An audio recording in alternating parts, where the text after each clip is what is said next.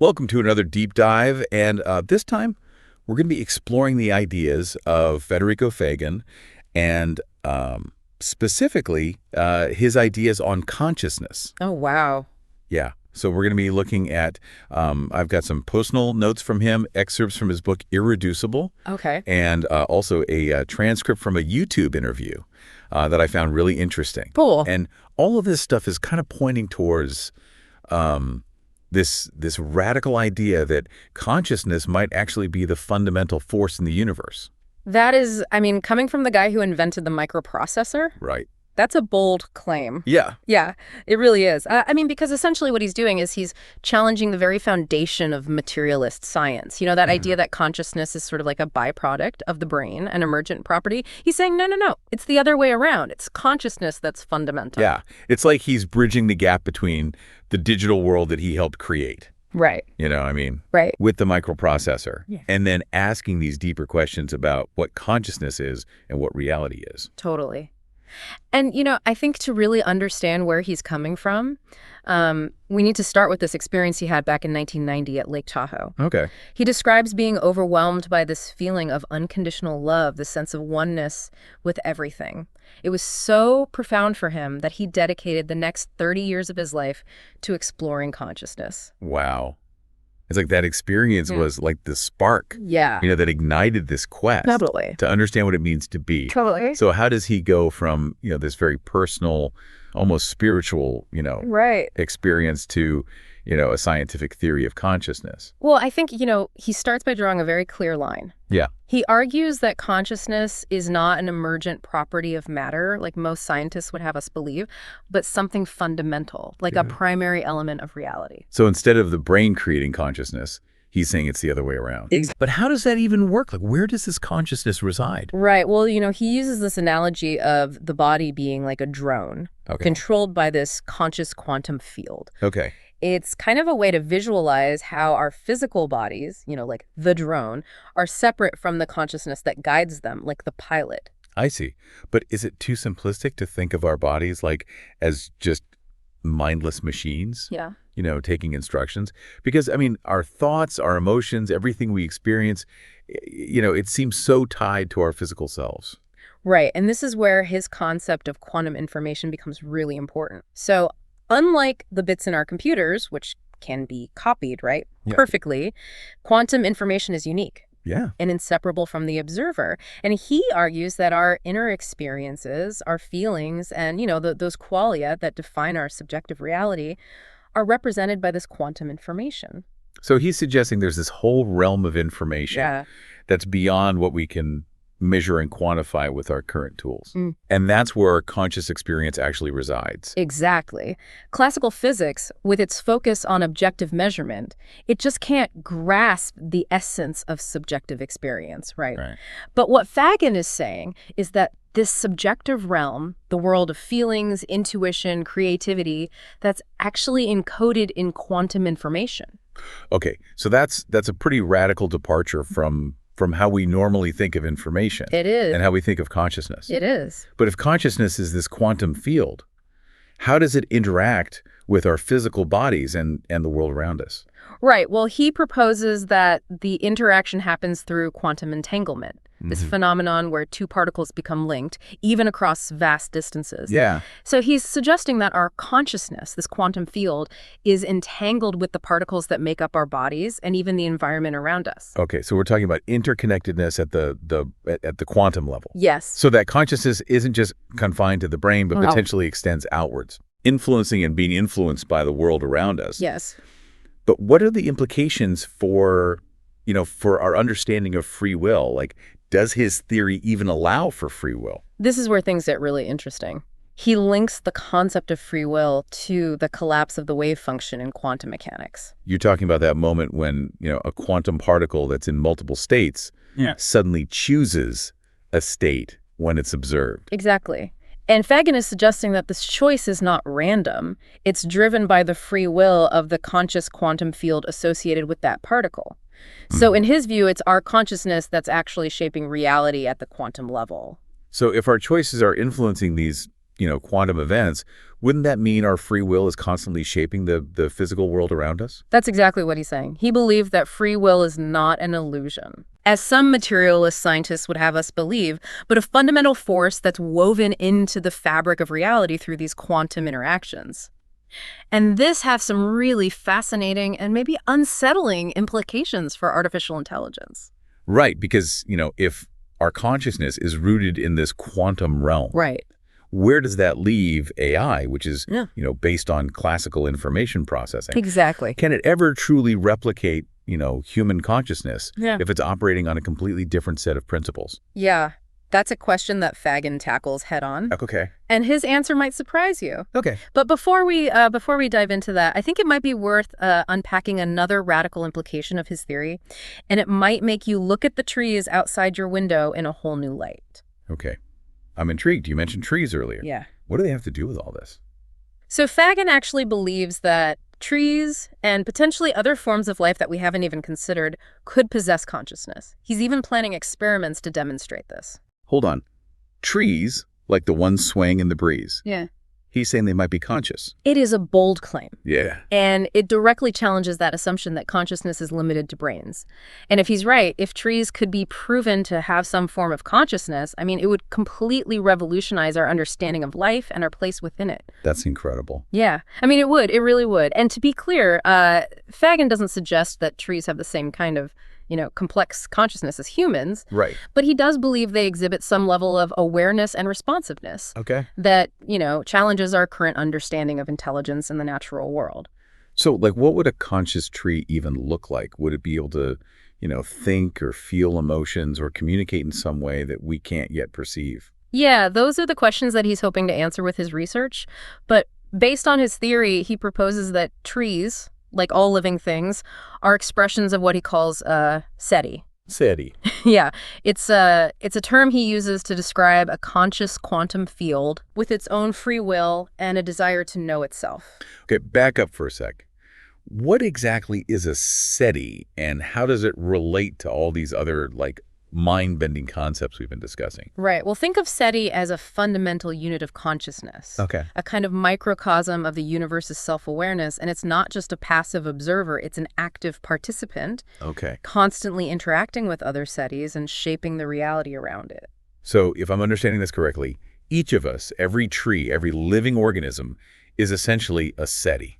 That's the essence of his argument, yeah. A unique expression of this universal consciousness. He believes that each SETI is part of a larger one, totality of existence, and that each SETI's journey is a way for the one to experience itself from an infinite number of perspectives. It's like the universe is a giant mirror reflecting upon itself through the individual consciousness of every living thing. Yeah. But if we're all part of this one, why do we experience ourselves as separate individual beings? Right. Why don't we constantly feel this interconnectedness? Well, he suggests that this sense of separation is actually crucial for the one to experience itself fully. Okay. So each SETI, by developing its own unique identity, provides a unique perspective enriching the tapestry of the universe's self-awareness. So our individuality, our seemingly separate experiences, are actually serving a larger purpose. Exactly. It's like each SETI is a brushstroke on this vast cosmic canvas, Wow. contributing to a masterpiece that's constantly evolving. That's a beautiful way to put it. So this perspective, this shift from seeing ourselves as isolated individuals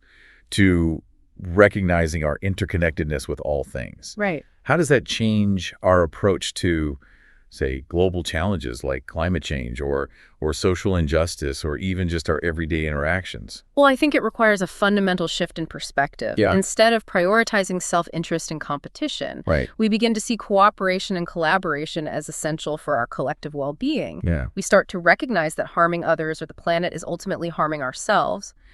It's like that old saying, we're all in the same boat.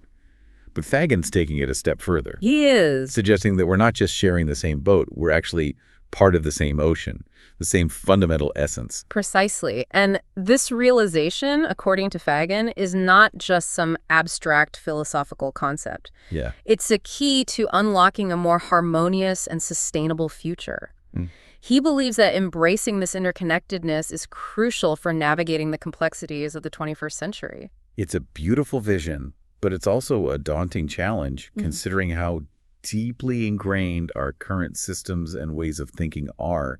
So how do we even begin to shift our consciousness on such a massive scale? Well, he acknowledges that it's a monumental task. Yeah. But he believes it starts with each of us. Okay. He emphasizes the importance of inner work, of cultivating self-awareness, Yeah. compassion, and a sense of connection to something larger than ourselves. So it's about individual transformation leading to collective transformation. Exactly. And he doesn't shy away from exploring some practical tools for this inner work. Yeah. He talks about the power of meditation, mindfulness practices, and even engaging with nature as ways to deepen our connection to this underlying reality. It's interesting that he brings in these practices which are often associated with, spirituality or personal growth. Right. And he connects them to this, groundbreaking scientific theory. Yeah, he sees them as complementary. He believes that scientific inquiry and inner exploration are two sides of the same coin, both essential for a complete understanding of consciousness and our place in the universe. It's like he's bridging the gap between science and spirituality, suggesting that both have a role to play in unlocking these mysteries of consciousness. But how does all of this relate to the workings of the physical universe, Right. the world of matter and energy we perceive around us? Well, that's where his theory takes another fascinating turn, delving into the realms of quantum field theory and the nature of reality itself. Okay, I'm ready for another mind-bending journey, but before we dive into that, perhaps it's time to shift gears a little bit and explore how Faggin's ideas have been received by, the scientific community. Yeah.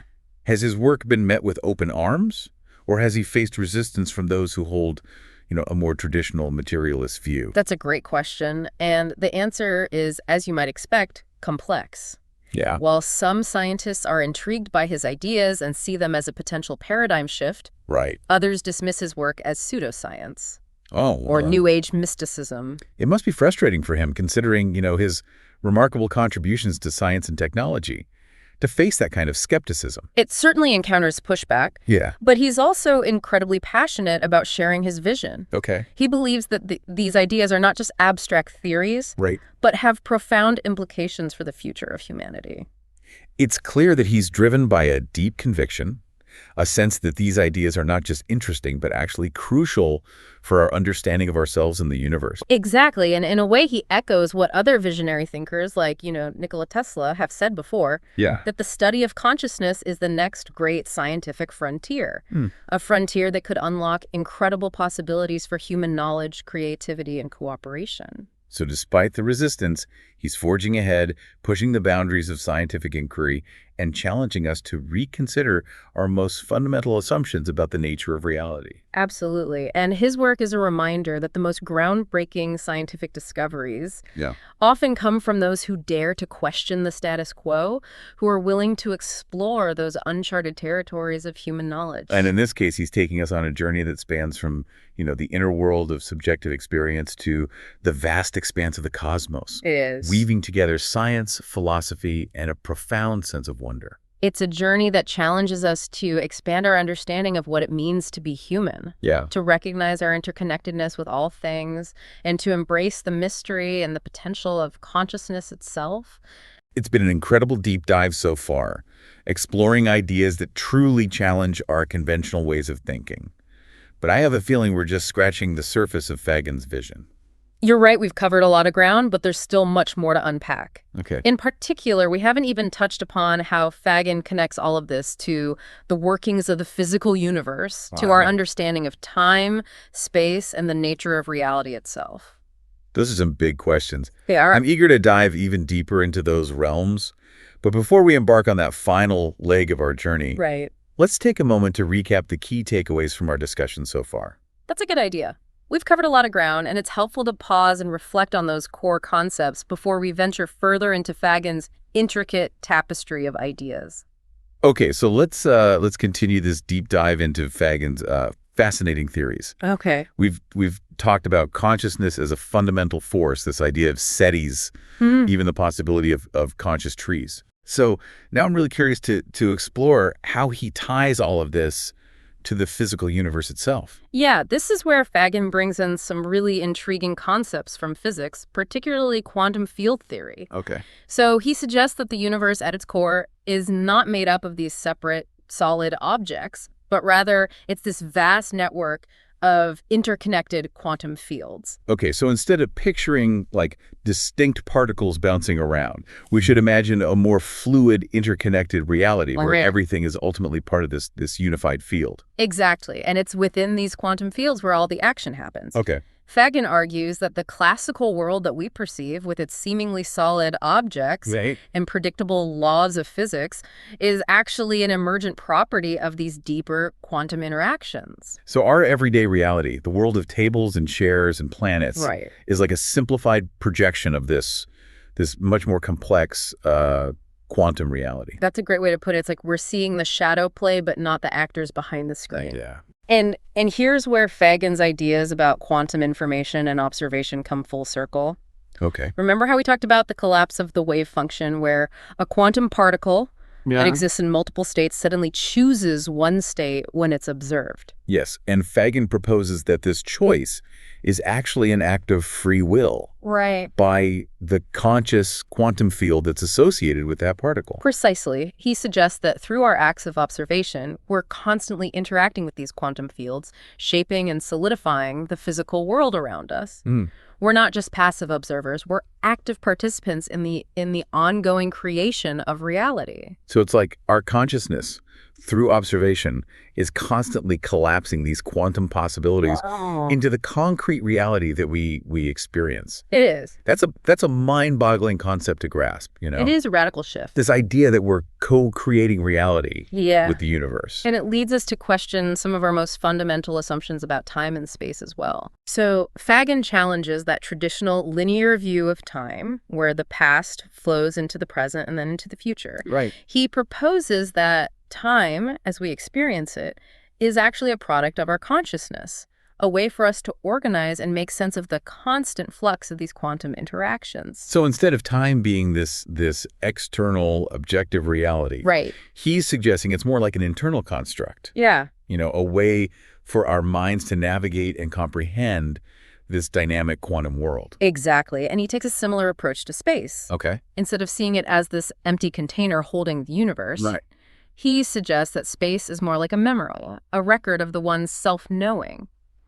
As the one observes itself from infinite perspectives, space expands to accommodate these new experiences. Oh, wow. These new settings. So space isn't static and fixed. It's constantly evolving in response to the unfolding of consciousness throughout the universe. Yeah, it's like the universe is a growing canvas and consciousness is the artist, constantly expanding and enriching the tapestry of reality. That's a beautiful analogy, and it really highlights, you know, this interconnectedness of everything, space and time, consciousness and matter, all interwoven, you know, dancing together in this grand cosmic symphony.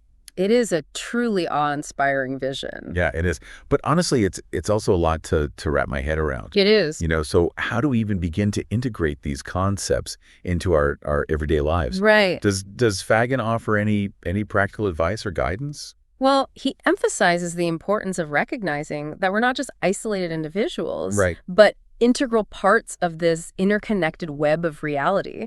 He encourages practices like meditation and mindfulness to cultivate a deeper awareness of this interconnectedness, not just intellectually, but experientially. It's interesting how he bridges the gap between, you know, these profound scientific concepts and these ancient practices for inner exploration. He believes that both are essential for understanding the true nature of consciousness and our place in the universe.